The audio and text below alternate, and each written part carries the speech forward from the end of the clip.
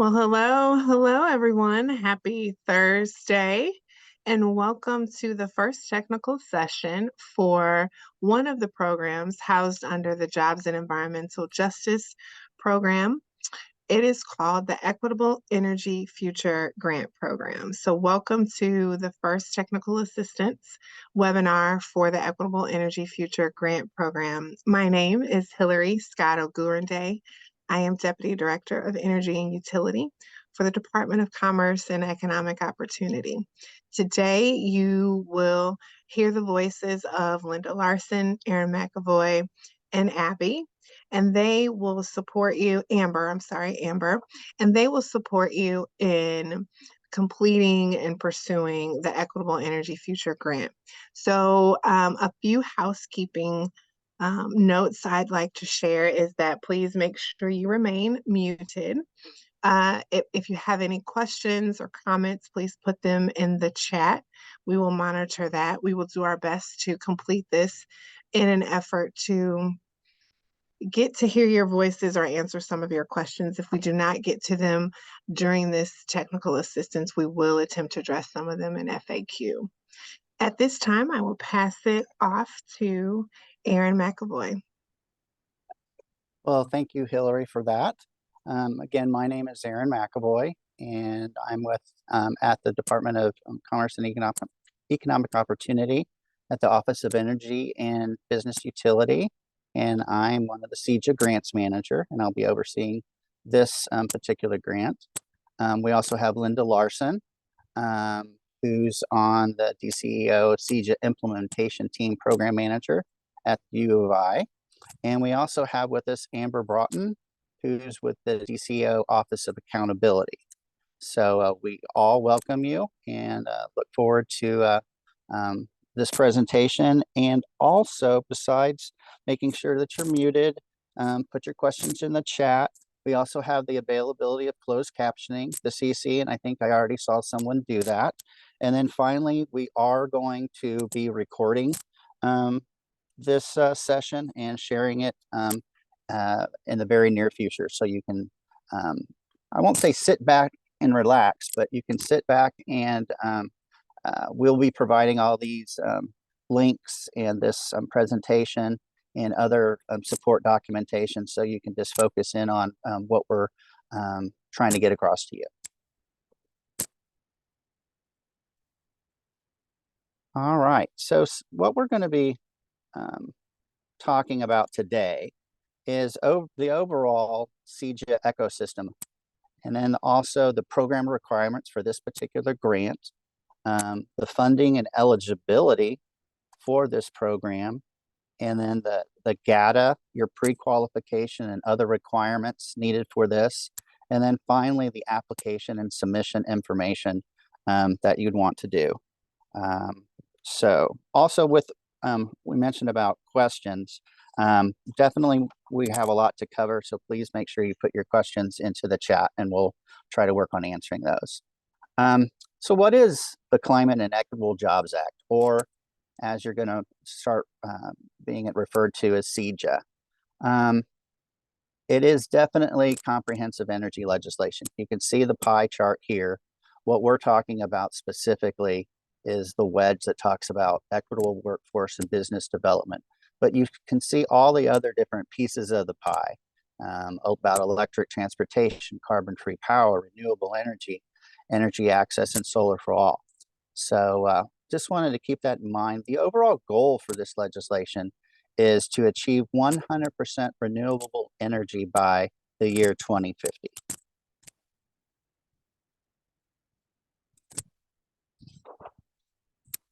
So what you have here are the different programs that in the ecosystem for the Department of Commerce and Economic Opportunity, what we're responsible for. There are a lot of other programs out there for CEJA, but this is the workforce ecosystem as it is labeled. And off to the right-hand side, and you see the arrow, bottom right, is the Equitable Energy Future Grant, just that little square right there, but there's a lot of impact that can do. And I think the most important part of this slide kind of looking at it like a left hand and right hand, is trying to make this uh, not intertwinable. I can't think of the right term, but trying to be um, making sure I'm getting stuck on words here. Trying to make sure that we can have some collaboration and work within this ecosystem for all the different training programs and utilizing those individuals from the training programs and the contractors in support of this Equitable Energy Futures Grant program. So I think that's something to keep in mind. Next slide. Okay. So you hear a lot about equitable or equity. And again, this is the Climate Equitable Jobs Act. And the whole point of that is, as you can kind of see on the left, is some groups of people and communities benefited from the clean energy investments, but then also some are suffering more from the environmental impacts and the community disinvestment. So what we're trying to do with equity is making sure that the benefits of clean energy investment provides those good paying jobs, and it should be distributed equitably across all areas of the state of Illinois.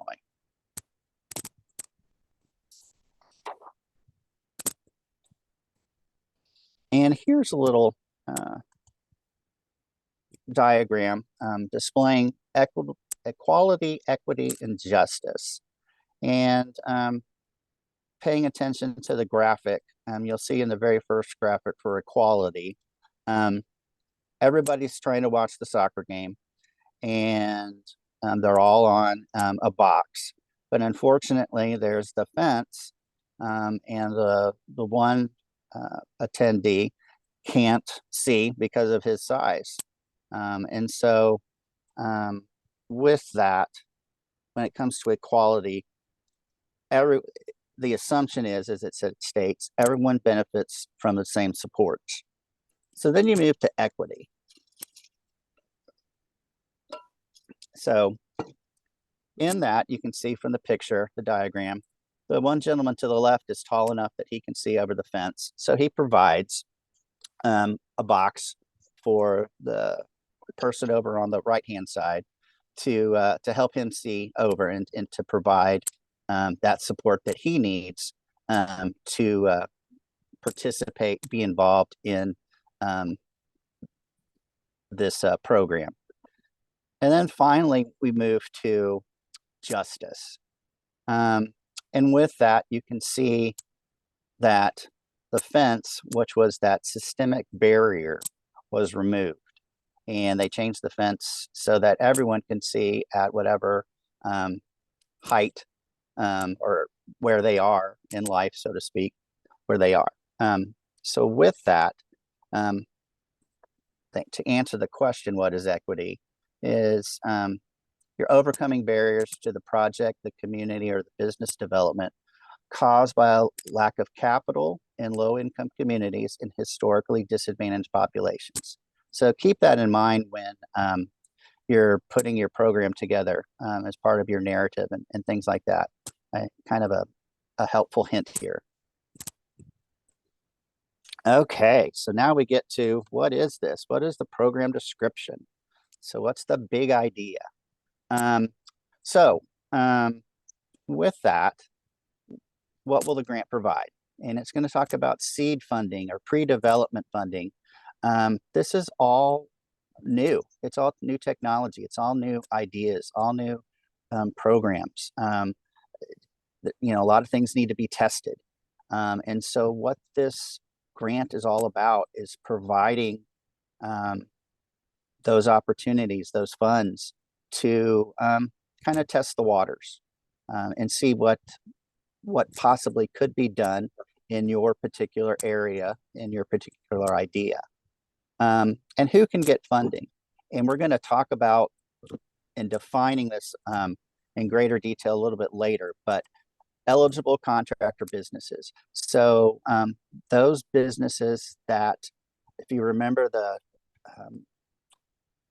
slide earlier on where it had kind of the left-hand side and the right-hand side, the left hand had all the different programs and for contractors and for pre-apprenticeship programs and apprenticeship programs and things like that. So that's where the eligible contractor businesses are going to come from. And why are we doing this is, again, back to the slide where we talk about equity. We're trying to remove barriers to everyone and anyone regarding these kind of programs. And what we're trying to do is provide the capital that's necessary that many of these eligible contractor businesses probably would not have access to. We're providing them that access. And who will benefit from this? Well, obviously the contractor businesses will be able to benefit by growing their business in the particular areas, and then also in those areas that have been historically disadvantaged in the past. Those communities are going to benefit. And then also just at an individual level, the low-income households. There was a recent article talking about and I know the statistic has been out there for a while, but it ties into what we're trying to do, is that the overall percentage of a monthly budget for utilities is disproportionately higher when it comes to low-income individuals or individuals that we are working in communities that we're trying to target with this program.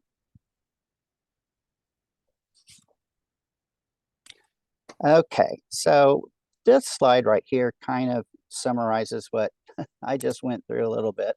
But what we're trying to do again is the goals of supporting the development of renewable energy and energy efficiency projects. We also want to help equity eligible contractors grow their businesses. And we also want to provide economic environmental benefits to historically disadvantaged communities.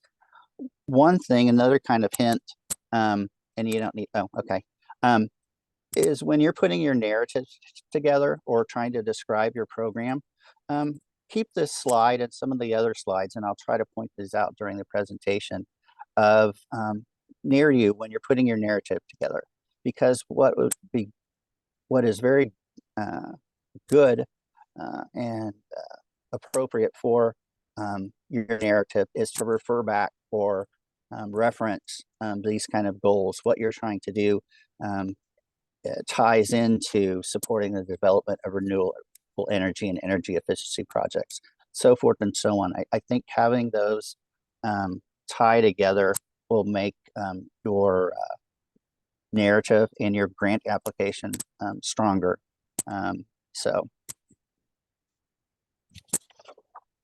Okay.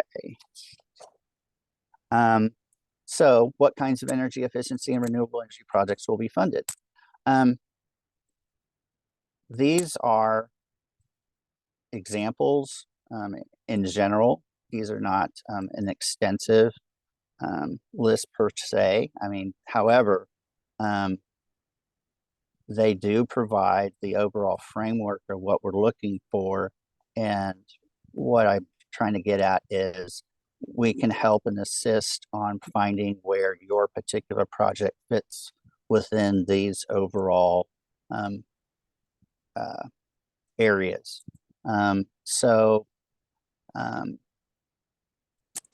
Again, the projects that provide benefits to low-income communities, and there's a little bit clearer definition or descriptor there.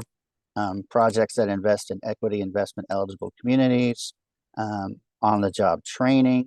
Obviously, again, this is newer technology, untested, and so we're providing seed money for those individuals that want to get a project up and running. However, they also want to train those individuals in order to install solar panels or other kind of projects. We also want to support contractors that have been involved in other CEJA contractor programs. And then finally, support CEJA and FEJA, what's the federal workforce program participants or graduates.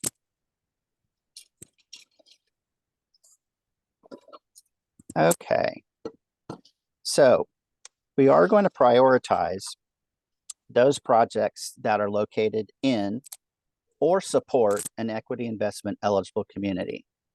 And there is at the bottom of this slide, and we will provide links as well later on, and they'll be available on the website of how you can links to the environmental justice communities, and then also the Restore, Reinvest, Renew are also what they're called R3 communities.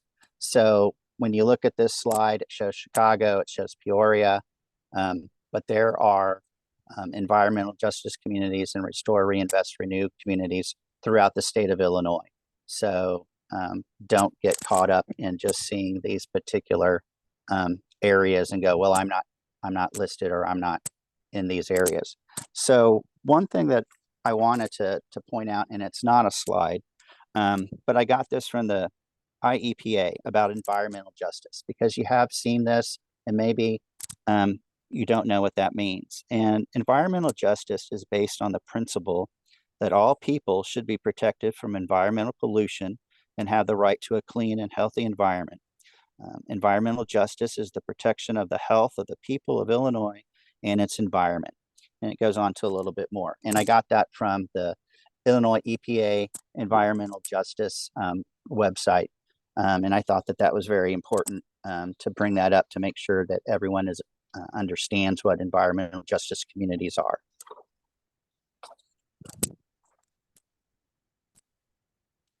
Okay, another slide with all the squares in it. I think what I want to point out there, because for the sake of time a little bit, number one is the projects will be prioritized that provide opportunities for CEJA program participants and graduates, which I mentioned before.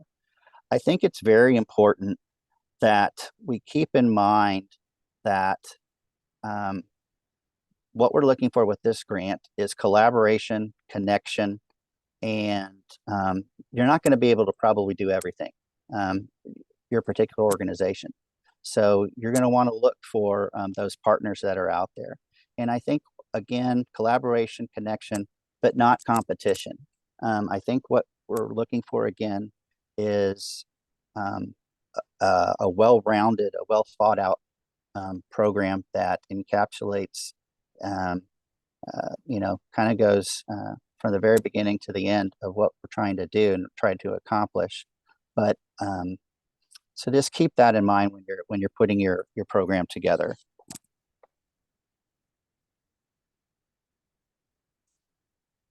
So what kinds of planning and development activities can be funded? You all can read through this, but professional services, project application deposits and approvals, purchases and leasing of land, permitting and zoning. If you want to do studies, if you need to do some equipment and supplies, community engagement, and staff and operations expenses. So what's important is these are all available, all part of your budget. We'll talk about the budget process in a few minutes. But all these can be done as phase one, phase two.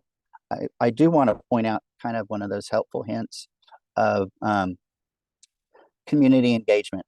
I think that that's very crucial with this grant. We want to make sure at DCEO that the area, the individuals that are going to be impacted are involved and part of the process, and they're engaged with being listened to, having those outreach to them to listen to what they want or what they need, if it's appropriate, I should say. But keep that in mind. Trying to involve as many stakeholders as possible is key.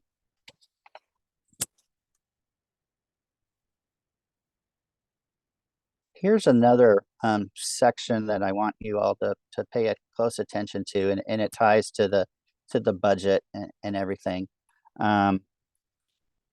So how is this going to be funded? You're going to be funded up front to support your development activities.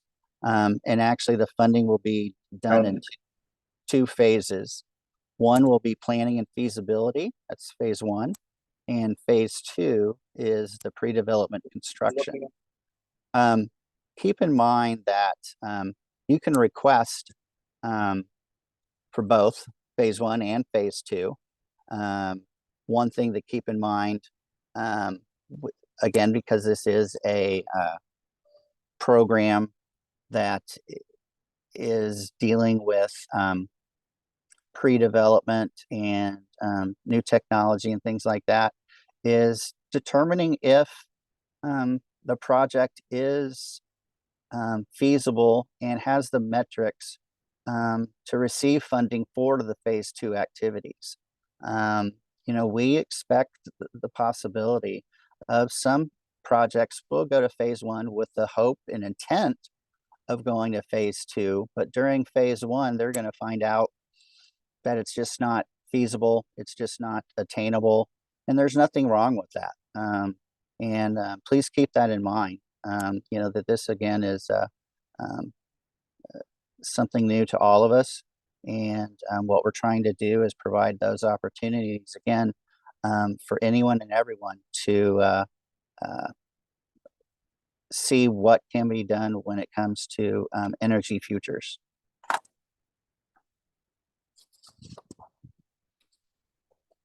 And again, here's a slide that you want to have next to you when you're putting together your program.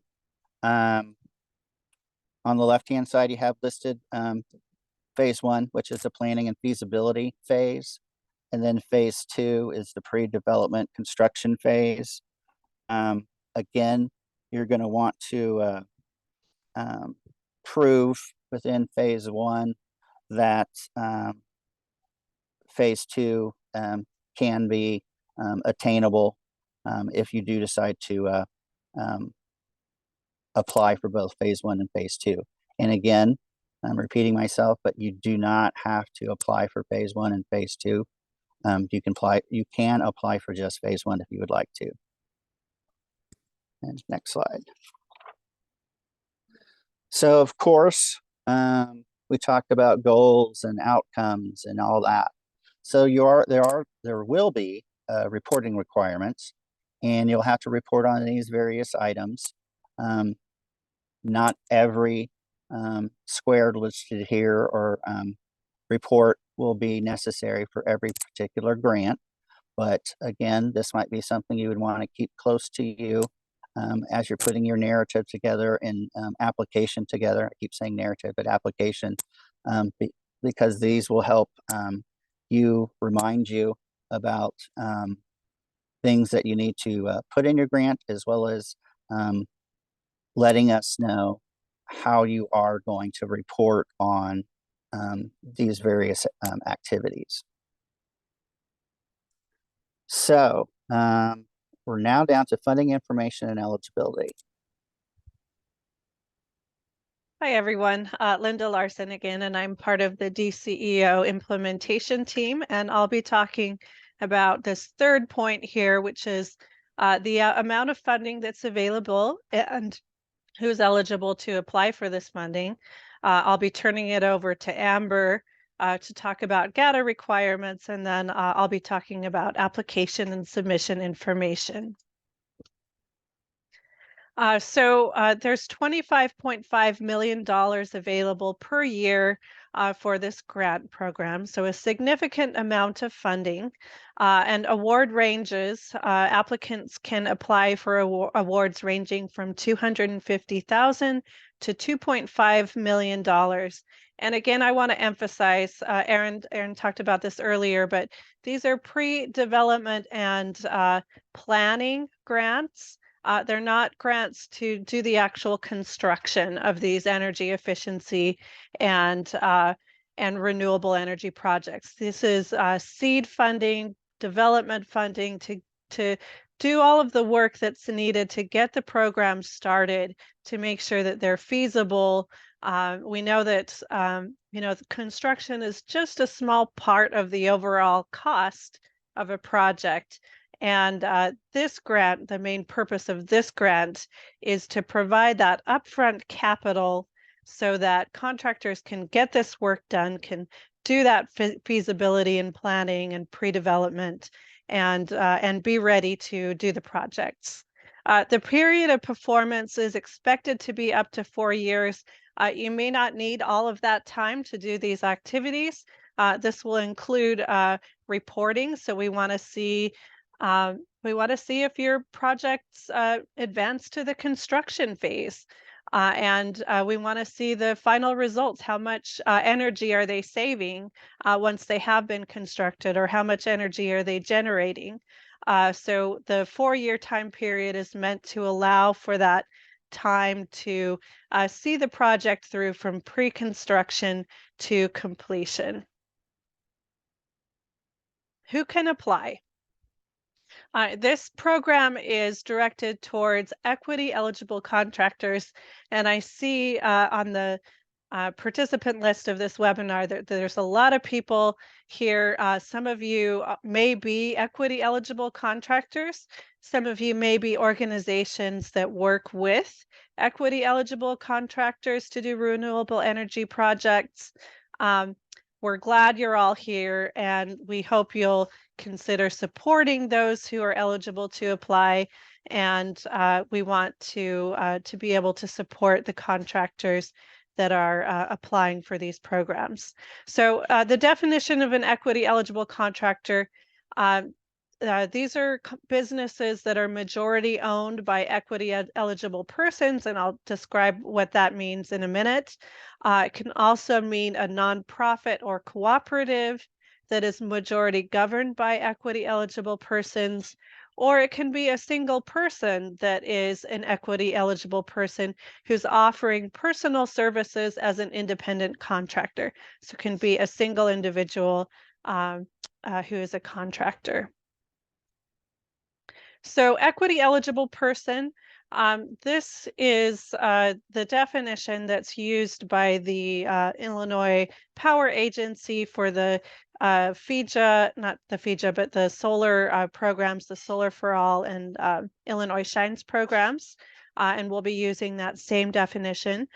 So people are qualified as equity eligible persons if they are current or former participants in the CEJA or FEJA programs.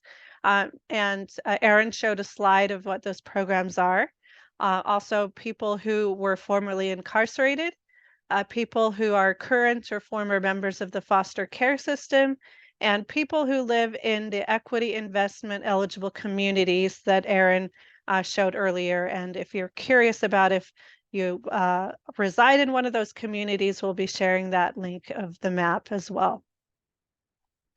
Also eligible to participate are Illinois businesses or nonprofits that meet equity building criteria of the Public Utilities Act.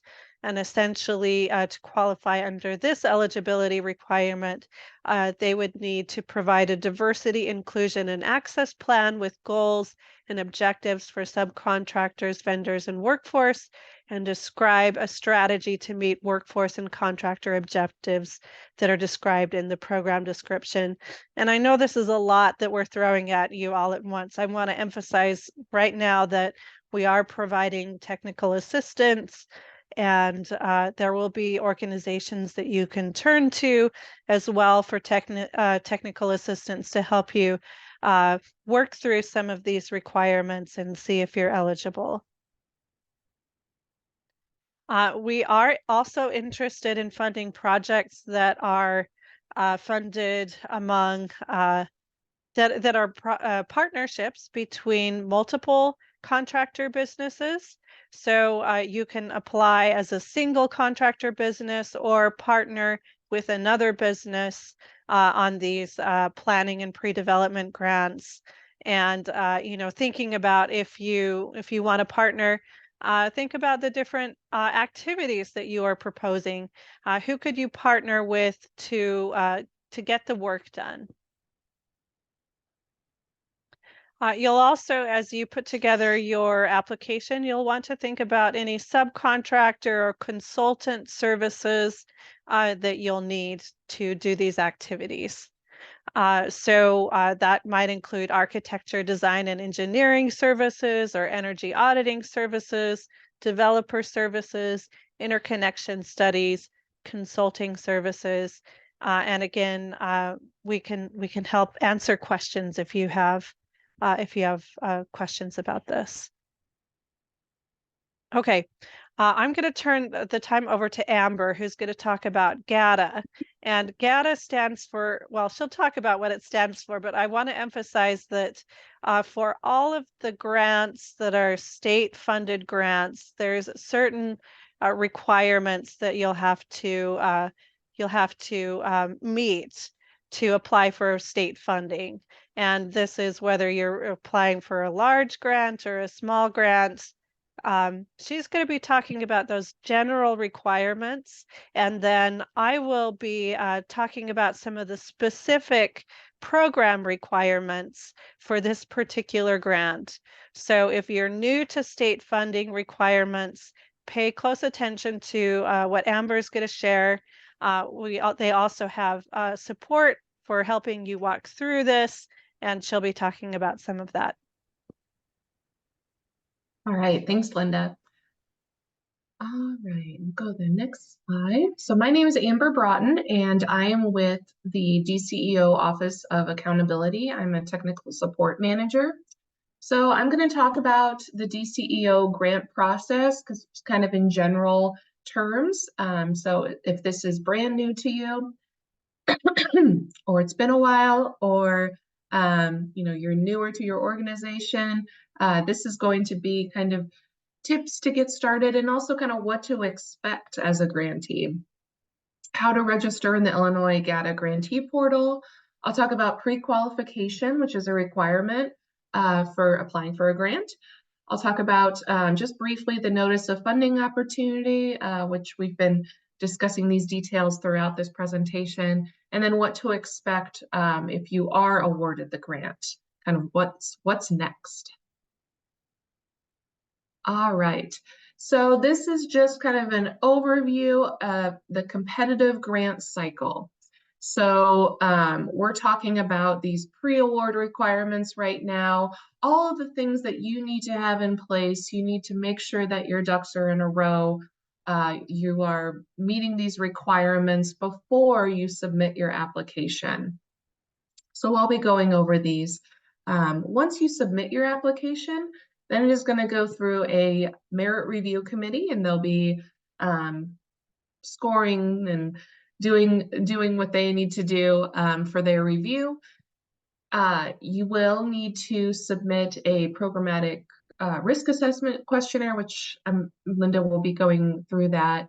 Then you'll receive notice whether or not you are going to be awarded the grant.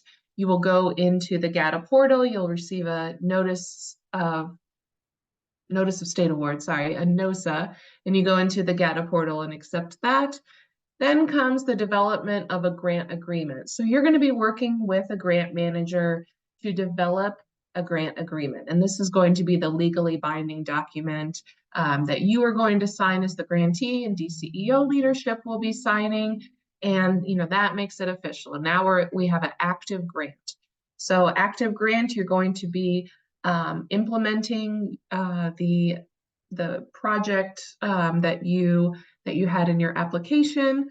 Oftentimes we have grants on a reimbursement basis, so this is kind of where this slide was going, but for this particular grant, you are going to be receiving funds up front, so that doesn't apply as much, but yeah, so just a general overview for you on that one. All right, so we've used this term GATA. That refers to the Grant Accountability and Transparency Act. It basically adopted the federal grant guidance and regulations that are codified in 2 CFR Part 200. So all of these requirements that I'm talking about are within the federal 2 CFR 200. If you Google it, it will have that information available to you. Just know that it will be talking about federal requirements, but we have adopted the federal requirements for the state level grants. And this is just to increase accountability and transparency, making sure that all state agencies are they have the same requirements and the same rules. All right, so the GATA Grantee Portal. This is our statewide grant management system. If you are unfamiliar with it, let's see, I can throw this in the chat really quick.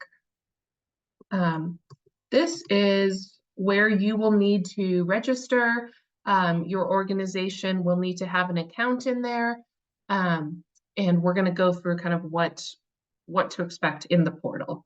This is a screenshot of the main page. You just go to the sign in or create an account to be able to do that. So if you're brand new, you're going to want to create an account. All right, I highly recommend, if you are new to state grants or if it's been a while, to check out the GATA New User Guide. So this is a PDF kind of going through step by step of how to register in the portal. I think it's also good for current portal users because it does have some troubleshooting items in there if you are having issues, but please check out that new user guide. I also recommend checking out gata.illinois.gov.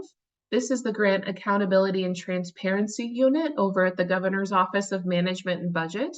So they have several grant resources for you as you are going through your application and really throughout the whole grant life cycle. They have a frequently asked questions in there that I think is really helpful as you are kind of navigating this process. All right, on to pre-qualification. So what do we mean when we say pre-qualification? This is the state of Illinois has defined a set of requirements for all organizations and entities seeking to receive grant funding. So basically, this is the kind of getting your ducks in a row sort of thing. This is what you need to have in place. Make sure that you are in good standing because it is required that you are in good standing by the application review date. So if you are new to the GATA portal, I definitely recommend doing that soon.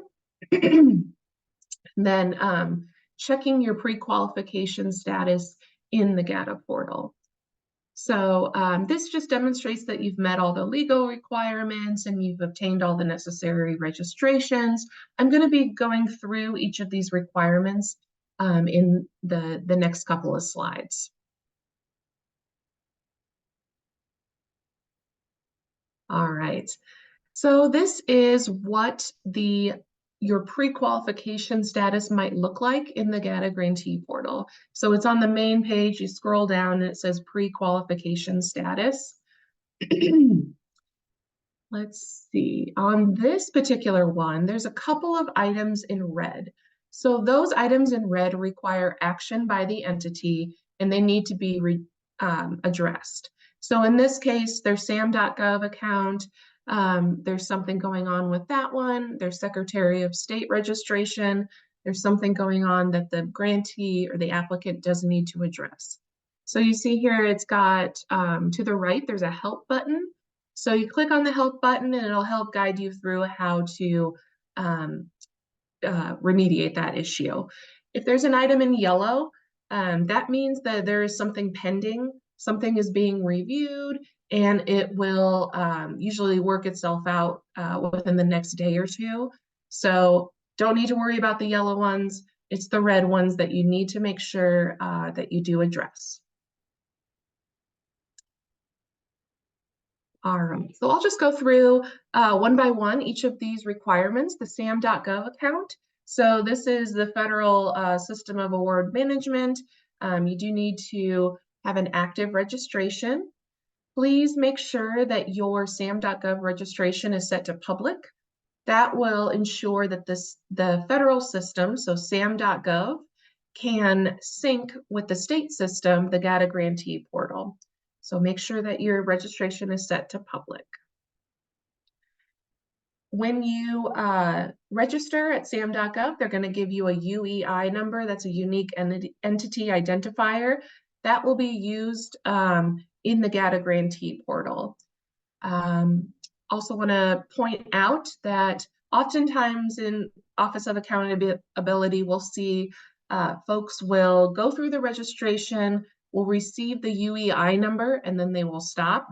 There are more steps involved in this registration, so please make sure that you complete the entire registration. All right, Federal Employer Identification Number, also known as FEIN.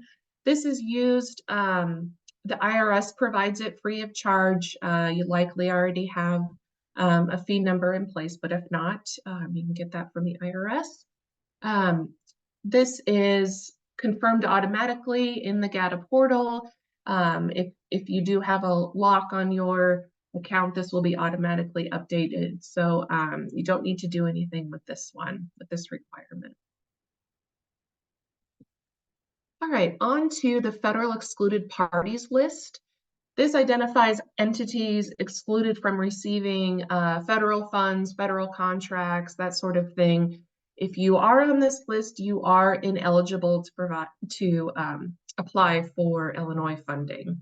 So this is usually something pretty big. It's we don't often see this, but yes, it'll automatically update from your SAM.gov account and will come into the GATA portal, and we will see right away if you are on that list. So nothing that you need to do with that one. All right, on to the Illinois Secretary of State. You do need to be registered with the Secretary of State, and you need to obtain a certificate of good standing. This demonstrates that your entity exists and is in full compliance with state regulations. So to do this, you would go to ilsos.gov. They do have a pretty good website, and they have some information and assistance for organizations to obtain the certificate of good standing. So if you do not have that, you will need to get on that. It is not needed for governmental entities, just organizations and companies, that sort of thing. All right, the Illinois Stop Payment List.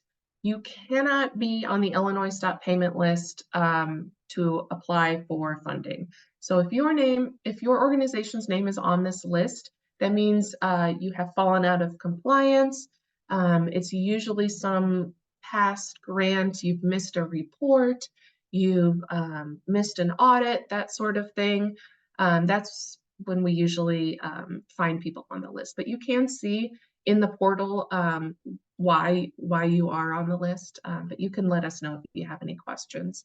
ceo.granthelp@illinois.gov. That's our grant help desk email in the Office of Accountability if you have any questions about that. It's usually something like you've missed a report or whatever, and you will contact your former grant manager or your cognizant agency to see what you need to do to get that remedied. So I definitely recommend if you do see that you are on the Illinois Stop Payment List to get that resolved as soon as you can. Another item is the Illinois Department of Healthcare and Family Services, or DHFS. You cannot be on their sanction list. They can impose sanctions for violations of administrative rules, civil law, criminal offense. So if you are on that list and you're not eligible for Medicaid reimbursement, you are not eligible to apply for a state grant. So these are usually, something pretty big, civil law, criminal offense, that sort of thing. And that'll automatically update, nothing that you need to do with that one. A couple of other tips. If you're new to the GATA portal or it's been a while, please make sure to go in there and make sure that your contact list is current and up to date. Make sure that the right people on your staff or within your organization have access to your organization's page. and also that the right people will be receiving notifications and emails. So let's see, this is a screenshot of the GATA portal main page. You just scroll down and the thing that says manage, the little arrow that says manage, that's where you can update your list. You also want to make sure that your fiscal year end date is accurate in the portal. This will determine when audits and reports are due. So make sure that your organization's or your company's fiscal year end date is correct. All right, and then I'll just briefly talk about the notice of funding opportunity.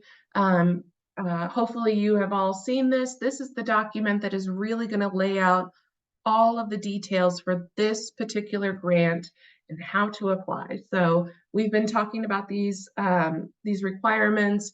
These are all in the NOFO. So it's going to go through the program description. It's going to talk about funding information, who's eligible, how to submit the documents, that sort of thing. So please make sure that you are paying attention to this notice of funding opportunity for this particular grant, because it'll have all the information that you need. If you're interested in applying for other grants, other NOFOs can be found in the Catalog of State Financial Assistance, or CSFA. All right, another requirement that you can keep in mind, and you're going to be going into that GATA portal. I would recommend getting this out of the way. This is the Fiscal and Administrative Internal Controls Questionnaire, or ICQ. This needs to be completed every state fiscal year, and you complete it in the portal. This is used by all state agencies, so if you have a grant with another state agency, you only need to complete it once. It helps to mitigate risk and build grantee capacity. I say that I want you to please keep in mind that this is not punitive. This is not going to determine whether or not you receive funding, that sort of thing. It's going to be asking questions about the quality of your management system. It's going to be asking questions about financial and programmatic reporting, your ability to effectively implement requirements, and audits. So again, you find that in the GATA grantee portal. You'll just scroll down and you'll see the ICQ, and if you need to complete one for this year. All right, on to post-award requirements. So like I said, you're going to be assigned a grant manager who is going to walk you through the process of the grant agreement and next steps. You're going to be filling out periodic financial reports and periodic performance reports. All of these requirements are going to be laid out for you in the grant agreement. You'll know about these ahead of time, and also you'll be working with your grant manager throughout this process. Also keep in mind that there will be an audit that is needed every year. There's a consolidated year-end financial statement and audit. Keep in mind that there will likely be a cost associated with an audit, and it's the grantee's responsibility for those expenses. So that is something to keep in mind even at this application time, that an audit will be required, and it will be your responsibility to find the auditor and any expenses. All right, and then this chart just goes through the different types of audits and which one might be needed for your organization. It's really based on the total expenditures of federal awards and the total expenditures of state awards. When you go into the portal, which the portal is where you will be submitting your audit, the first step is step 1, certification form, and it's going to go through a couple of questions to determine what type of audit will be needed. So this table here just goes through the different types of audits, but the portal really guides you through that to kind of determine what is needed. With the Office of Accountability, we have lots of resources available to you. We have our grantee resource site, which this DCEO grants link here, I think is really helpful for all grant topics, really, from being an applicant to receiving the award to reports and audits.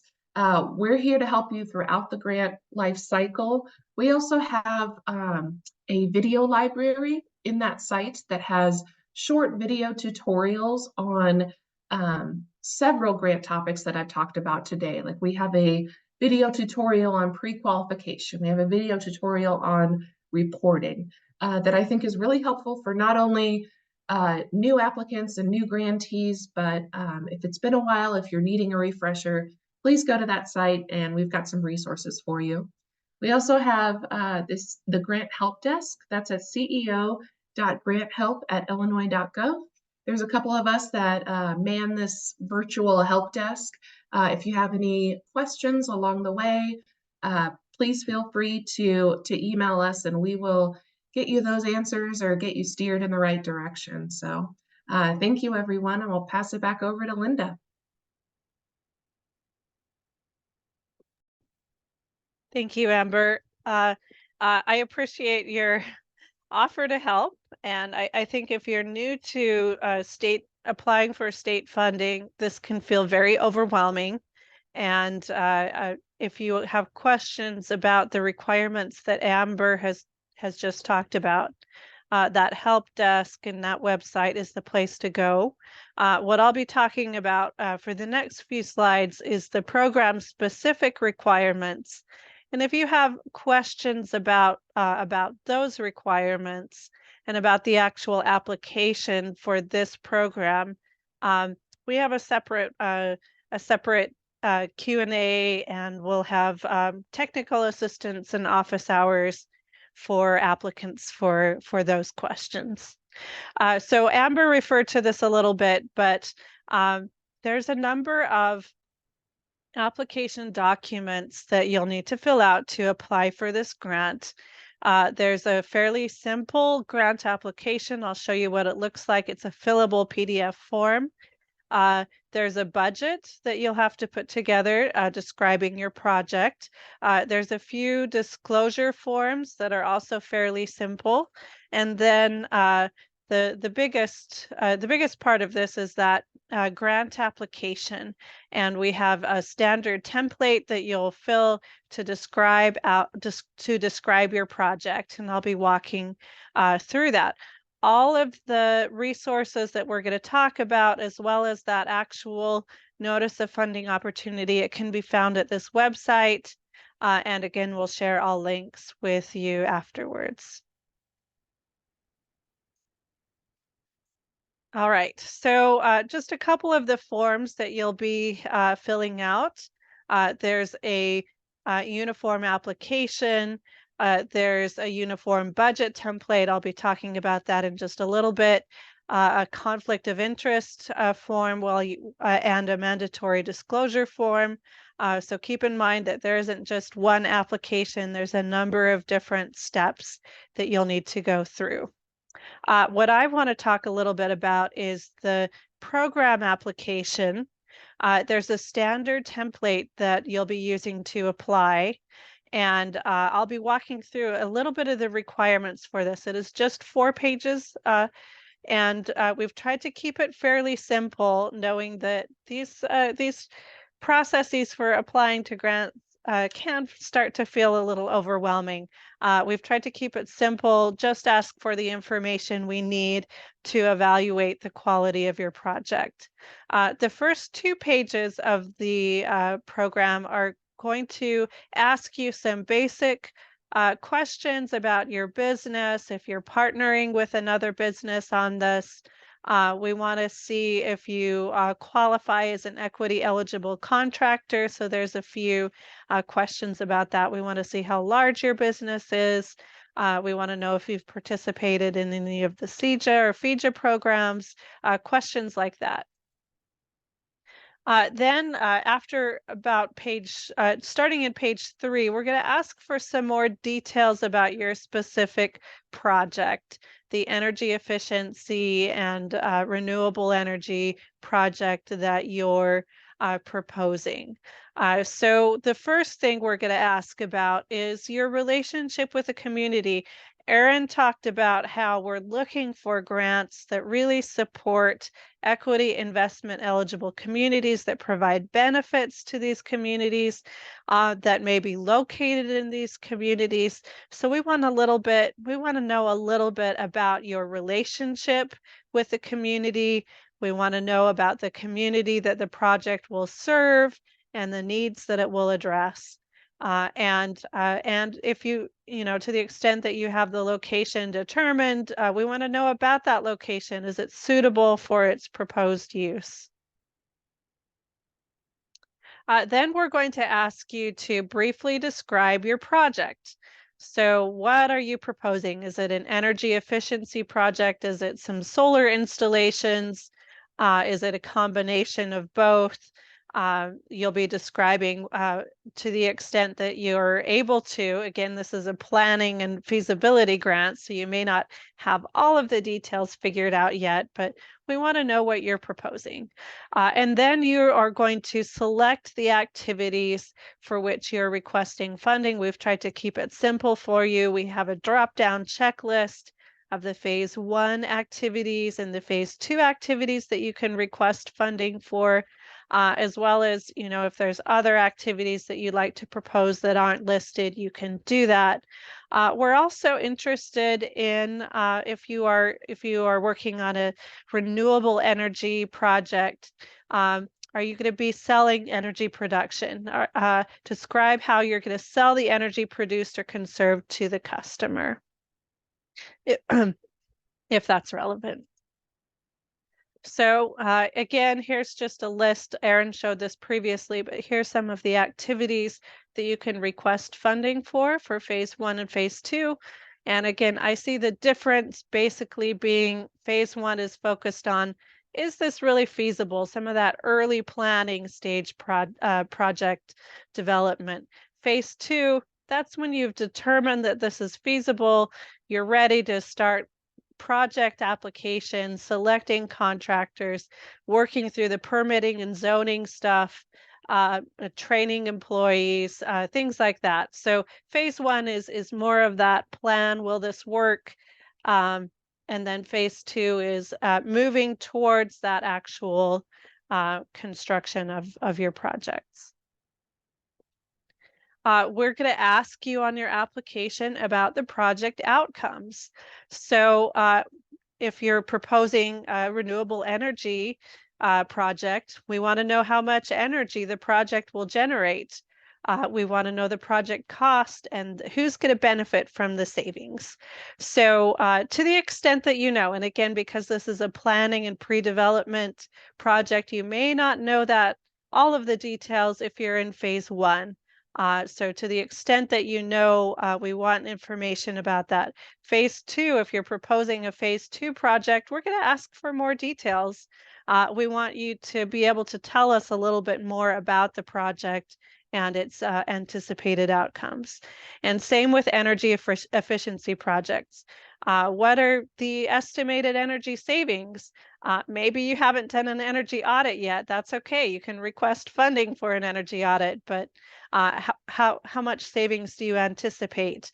What are the non-energy benefits, and who is going to receive the benefits? What are the communities or the low-income households that are going to see the benefits of these projects? So this is a planning and pre-development seed funding grant, but the department wants to emphasize that you should be thinking about taking advantage of other programs. This program does not cover construction costs. So you may want to think about participating in other programs to receive additional funding for your projects. I've listed a few here and we've provided links in the application. We want to know if you've already looked into these other programs, we want to know how you'll leverage these funding sources, especially if you're in the phase 2, if you're proposing a phase 2 project. And then we're going to ask a few questions about the logistics of your project. How long will it take? Is this if for phase 1 and phase 2, how many months do you anticipate these activities taking? And then to the extent that you know, who's going to be assigned to the project? So this is a lot of money you're requesting. It's likely you're going to need a few people to manage this project, to get the work done that you're proposing. So what roles are they going to fill? How much time are they going to spend on this project? Are you going to need to hire new people? Are you going to need to partner with other businesses to do the work? And then finally, one of the goals is workforce development. So we want to know your plans for involving workforce graduates as contractors, especially once you enter into the construction phase, but also in this pre-development phase. How are you going to involve people who are receiving their training? Are you going to provide on-the-job training? Could you provide on-the-job training opportunities? I want to note, and we get this question a lot, but like, what if there are no CEJA programs running at the moment?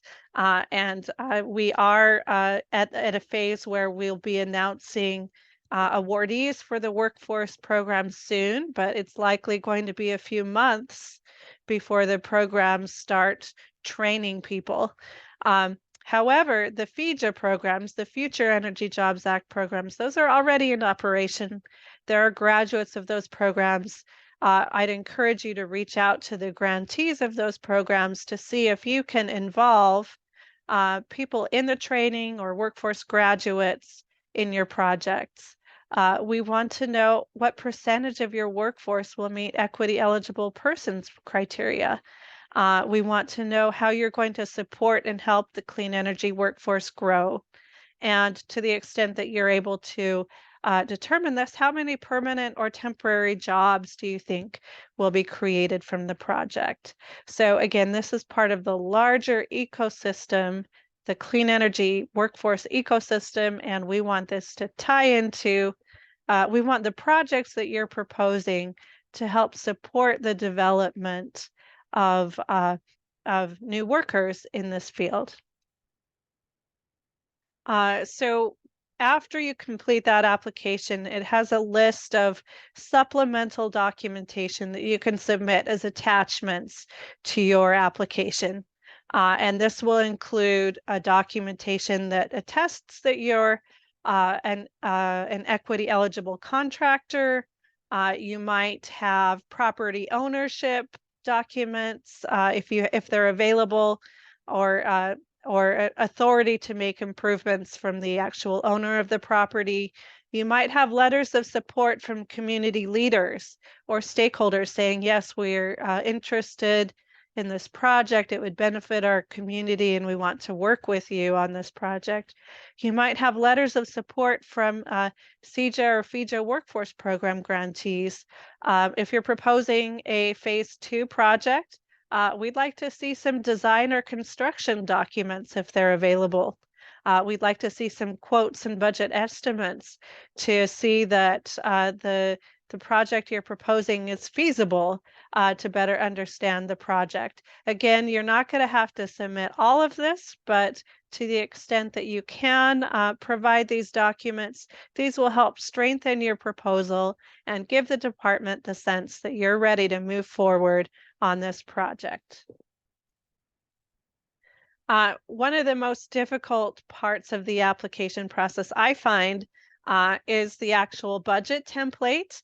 I'm going to just spend a few minutes talking about it, and we'll have an additional technical assistance session where we walk through this a little bit as well. But this is a standard budget template that's required for all grants. Because it's standard, not all sections may apply to you. And I also want to note that DCO may negotiate the budget. So as you put together a budget, keep in mind that you'll be, if you're selected, DCO will probably negotiate that budget with you and things may change. It's also possible that if you propose a project that is both phase 1 and phase 2, the phase 2 budget might have to be renegotiated after the phase 1 is completed, after you do that early planning and feasibility work. Here's a few of the budget categories. So you're going to list all of the expenses for your project, and they're going to be put in these different tabs of the budget template. There's a personnel tab, a benefits tab, an equipment and supplies tabs, contractual services, consultants, and then I'll talk about some of the others as well. We get questions, or I get questions a fair amount about, like, where should I put this in the budget? And this will give you a sense of some of the things that you can include in your budget for your project. You can include wages for the project manager or for the outreach staff, and this will go in the personnel tab. And you can also include benefits. So if you're paying benefits for your project manager, you can include those benefits in your budget, and that should go in the fringe benefits tab. If you're working with another business and they're going to apply for this project with you, they would be considered a sub-recipient or subcontractor, and you can put their wages and their expenses in the contractual services tab. Maybe you're requesting costs for zoning, or you're requesting funds for zoning or building permit costs. That would go in the phase 2 permitting and interconnection costs. Maybe you're proposing an energy audit or architectural services. That can go in the consultant costs. Maybe you're going to be doing some site testing. Maybe you'll have some legal fees. Those will go in these different phases under feasibility analysis or site control. And if you do have questions, don't hesitate to reach out and we can work through some of the details of managing your budget. I'm going to skip some of this because I think we've gone over a lot today and I don't want to overwhelm you too much. But I will just say that there's some vocabulary that if you're a first-time grantee, you may not be familiar with what an indirect cost is. You'll have to negotiate or select an indirect cost rate, and you can receive technical assistance to kind of work through that. In personnel cost, you'll have to think about salaries and percentage time on the project, how long they'll be spending on the project when you develop your personnel budget. If you're partnering with another organization, their personnel costs will go in a different tab. Fringe benefits are something that may be a little bit different or challenging to negotiate. These are benefits that employees receive on their normal wages, and usually you'll have a rate, a standard rate for those benefits. Contractual services and subawards. This is the tab that you'll use if you're doing a joint application with another business.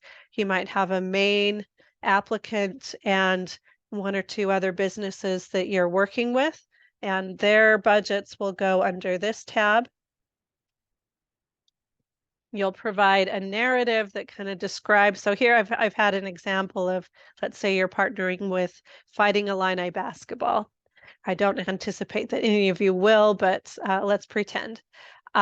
You would describe in the budget narrative some of their costs. So how are they spending that $5,000? Is that staff? Is that equipment? Is that events that they're planning, outreach? What is it that they're doing? And then finally, consultants are slightly different than those contractual services and subawards. These aren't part of your team, but they're organizations or people that you're paying to do specific professional services. This will be like your energy auditor, You might hire a grant writing consultant or an engineering firm or an architect, and those will be considered consultants in your budget. And again, you'll want to provide some details. What are they going to do? What are you paying for? You'll have a section of your budget where you can request equipment and supplies. And I've described the difference here between equipment and supplies. You'll want to pay attention to that difference. And then I want to note that for every single tab of that budget, it asks for a little bit of a narrative. So we want you to provide detail about what you're proposing. So show your math. If you're proposing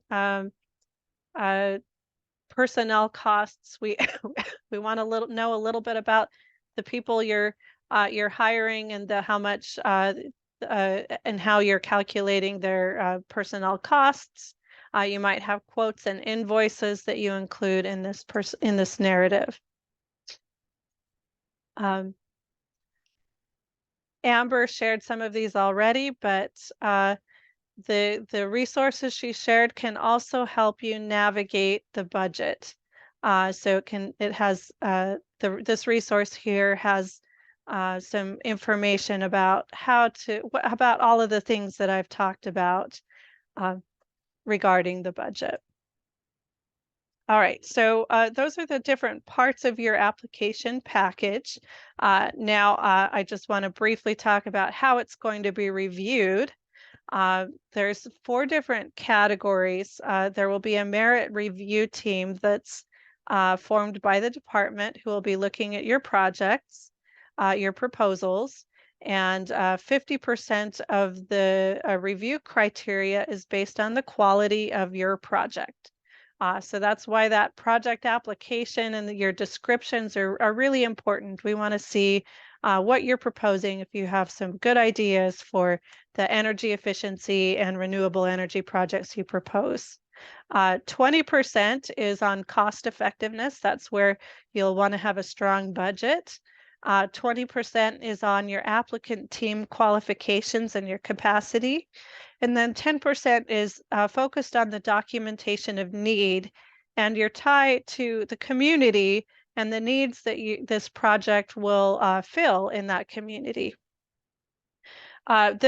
These proposals are going to be reviewed on a rolling basis, so there isn't a deadline per se. We'll be reviewing them as they come in, and applications that score 75% or higher in this merit review process will be funded until available funds are allocated. I see Tanya noted that the application deadline is 6/30 to 2024. That's not a deadline per se. That's when the funding opportunity may be taken off of the DCO website or renewed if funds are not allocated at that point. So don't see that as when your proposals are due, but more when we're going to reevaluate if we have more funds that we need to allocate, or if we can close the proposal. Okay. Technical assistance. Amber noted that there's technical assistance available through the help desk, and those are again focused on those general grant requirements that are required for all state grants. So please take advantage of those. If you have more program-specific questions or want help putting together the actual application, I'd encourage you to sign up for technical assistance. This will be one-on-one technical assistance that we'll schedule with you.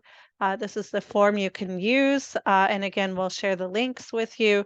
But you can sign up to receive multiple sessions of technical assistance with one of our CEJA program coaches who will help walk you through the application and help.